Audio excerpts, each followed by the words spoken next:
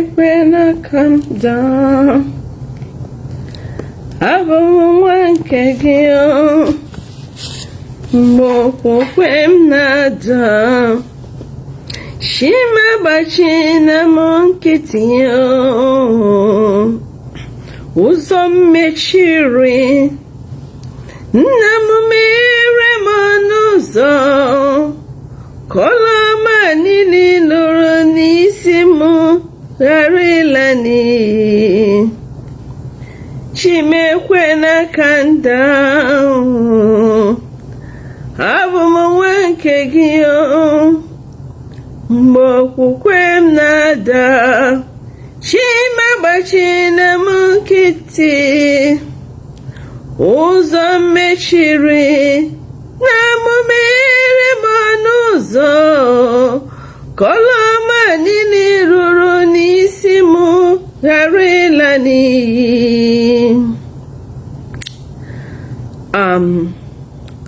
Achọmiji ohere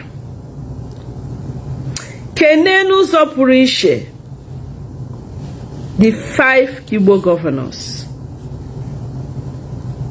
Many of you may not like this video I'm doing now, but I don't really care what you will write on the comment section. But I am telling you that from the depth of my heart, I want to thank the 5 Igbo governors. For what reason? For the security I saw during this Christmas and New Year celebration.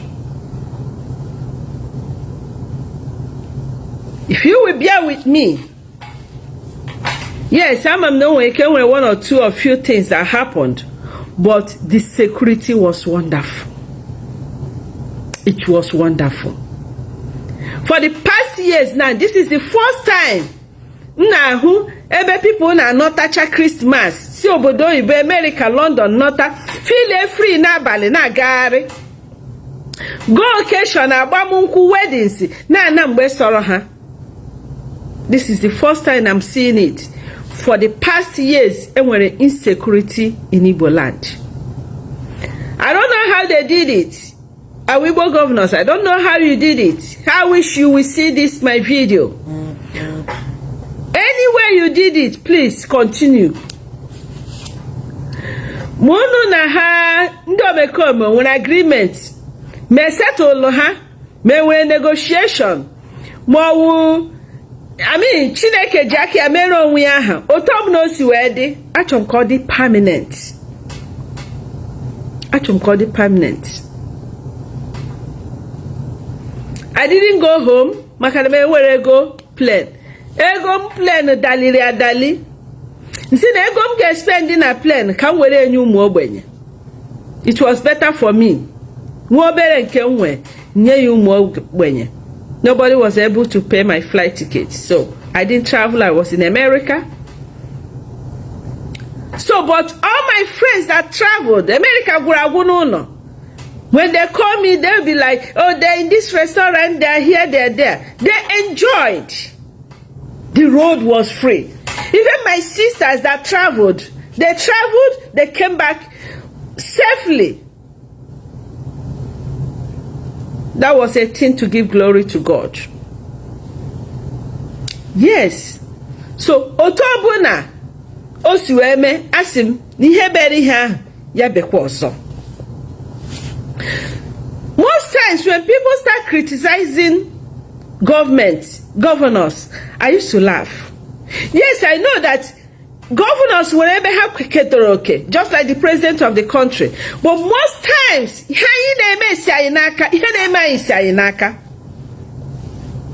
how do you treat your siblings? How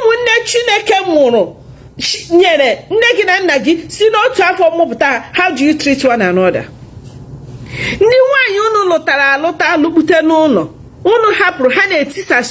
How market? Instead of bringing peace in the family, how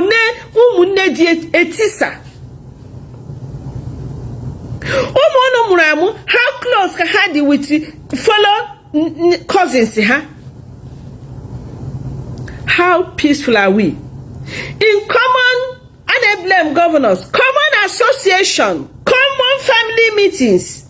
If we're president, Yaneko, a president will single-handedly remove somebody from the WhatsApp group, Kwerike, you see them exercising powers, and yet they're calling governor did this, governor. But the little position you are given, even in the church, that little title you have, even in the church, how are you handling it?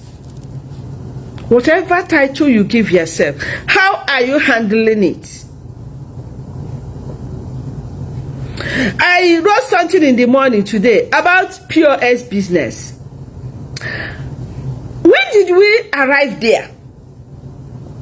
That you no longer go to bank or ATM and take money. Your money, money now it's about POS everywhere, POS business. And I was talking and some people were mad with me. I want to spoil their business. What is business? There are many businesses in the whole world we can do.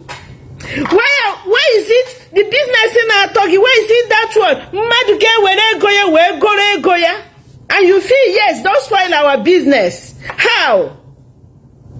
Somebody say, if that is just our problem in Nigeria, then we have no problem. My dear, we have problem. We have problem.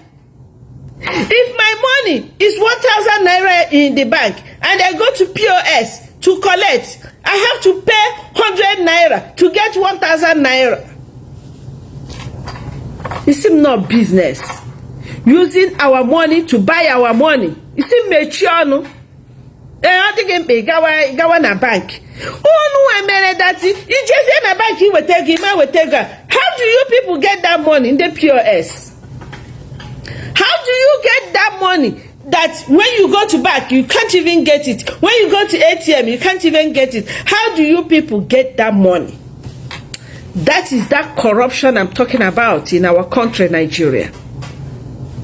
So, if na phone buy you, in case it will be okay with it when it suits you, because you have POS business. So it's okay, don't even talk about it. If you put man there, they will insult you because you have POS business.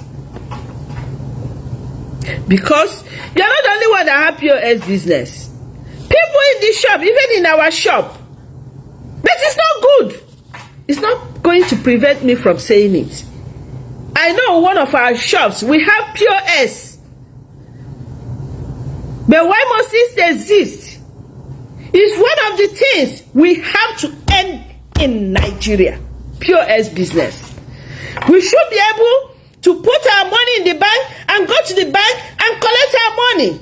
We should be able to put our money in the bank and go to ATM and collect our money without using money to buy our money, our hard-earned money. And people want to silence me, to make me keep quiet. Keep quiet for what? You know, Mother Mario, I will always tell you people the truth. No matter what you write in my comment section, it doesn't move me. Yes. Abram brother Ebuka na agba nkiti. Mo fada ebe mo nso mo fada mbaka ndị na-agba unu nkiti. Nkwuo igwe na nke m achọ m ga-asa gị ya. And don't worry if you hear me. You don't just go to somebody's page and you start insulting and abusing that person. If you don't like what that person is doing, I have said it many times, you go away or you press the blocking button. You don't go to somebody's page and start insulting the person. If it's nothing but the truth. I can never tell you people what is not the truth. POS business. Also, into it. I said government should close it down and put money in the ATM for us to go and take. I was home last year, and whenever I want money, instead of going to the ATM cash to buy something, I have to go to POS and start spending money to buy. This is the way me way. This is the vest me. That's not business. Let the government open There are different kinds of businesses, genuine businesses. Obuna peace di na banyi na Igbo. Ndi bi obodo oyibo ga nota run factories. Maybe say businesses. But ewere ohi na ito mmadu chufucha ha. That he losing like a business instead of people going to work and any salary. He had an POS, using money to buy money. That's the meaning. Using money to buy money.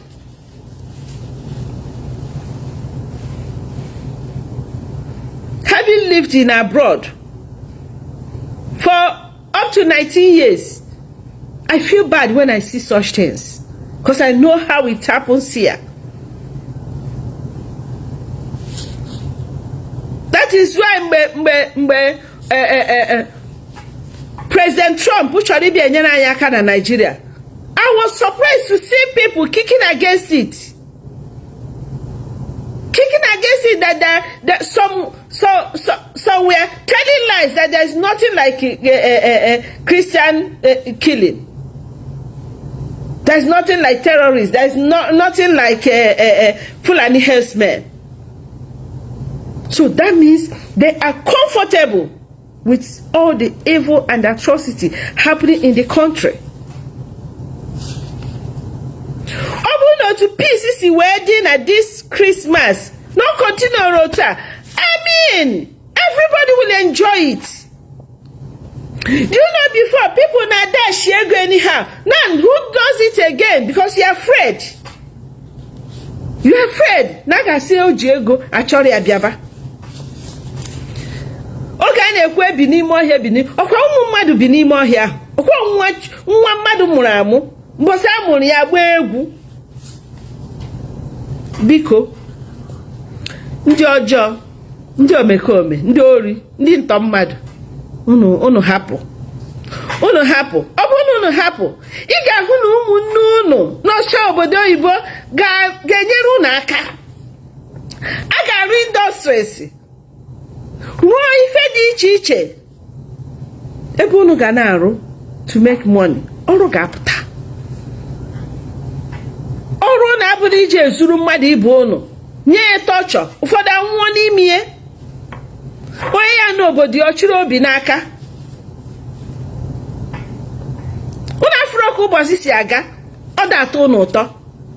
For the first time rice daturu for some years now. The other year, when I did my silver jubilee, I bought rice, 100,000 naira for a bag. But this December, we bought 55,000 naira. Almost half, 50% off. Oh, kaikoro chineke aka. Kaikoro chineke aka. N'ihe gbasara rice, onye m ga-ekele nke ahụ Tinubu, maka ekenekwa onye na nke o mere eme, o mekwa ọzọ. Anum no mepere border because I was asking how come rice became cheap, beans became cheap. What happened? They say President Tinubu opened the border for things to come in. So that President Tinubu, thank you for that. We want more. Help us. People are crying. People are dying. So, my point is that most of us are the problem of ourselves. Go to offices. Your brother will not help you. Even if an office is sorrow Igbo, get that interview. Get that hobby in Korobia. Nkwana ya huro wine na anyodika. As I said, onye ọbụla ọ dịrị mma idobe ebe ọ dịrị mma. Yes, ndị ọzọ onwe ọgbasasị ihe maka ndị ọzọ. Ị na-ekwuzi okwu ihe ahụ asị gị hapụ because na gọọmenti ahụ suturu ya. Ị ga-ahụ maka na gị na onye isi dị na mma, onye isi of a group. Ọ na-eme ihe ọjọọ ikwenyere ya eji kwesị na ya na-akparị onye isi.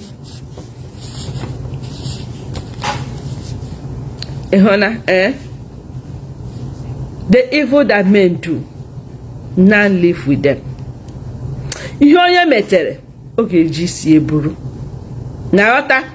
Achọrọ ka video na to ogologo. I want you to share it. I want you to tag the governors that I said, thank you so much. I am very grateful. They helped this Christmas. The governors, they helped in regards to security. And I also saw a lot of roads. Atara, good roads. Unlike before. So many of them are working. Many are working. Marakwa na ndị ntọ mmadụ, ọwụ gọvanọ diere ha ntọ mmadụ, ọkwa ụnụ, ọkwa ndị ụmụnne anyị, na-achụgharị ụmụnne ha, ndị na-ezu ori, ọ ndị gọvanọ dunyere ha, ndị ife na oge a na-asị na abịara na village buru mmadụ, onye gwara onye ahụ, ọkwa nwanne ya gwara ha, nekwa onye a, ndị osuimi abịa buru nwanne gị, ọ gọvanọ bịara buru nwanne gị, onye gosiri nwanne gị. Yes. Anya furu onwe anyị n'anya. So leave the governors alone. Casing can have for me self dị obere. They are trying their best. Why some of us are frustrating them? As a leader, I know when leaders are trying, but followers and those who want to occupy the space frustrates them. Yes. Ọkwa mmadụ ka nyere ego nye mmadụ ya erie. Si na onwe ka o si wee dịrị ya. Iwe chefuo na onye asị gị nye ego na ihe esokwa esiri ike. Ife onye na-agba mbọ, ịkọtọba ya. Ịkọtọba ya. Ọkasịkwa, anyị ga-agbafurie. Somebody is trying to be nice and you're not grateful. You see, ingress. We have many ingress around. You show somebody love. You do everything you can do to make this person happy, to satisfy this person. But if you are nice, I say no, when you deny good thing will not come to you. Share this message. Share this video message. Thank you, our governors. Thank you to all the people of goodwill. Those that are trying to make Nigeria a better place and a safe place. To make the East, the Igboland, a safe place. I want to thank you so much. Grant us divine protection. Grant us good health of mind and body. In the mighty name of Jesus. Amen.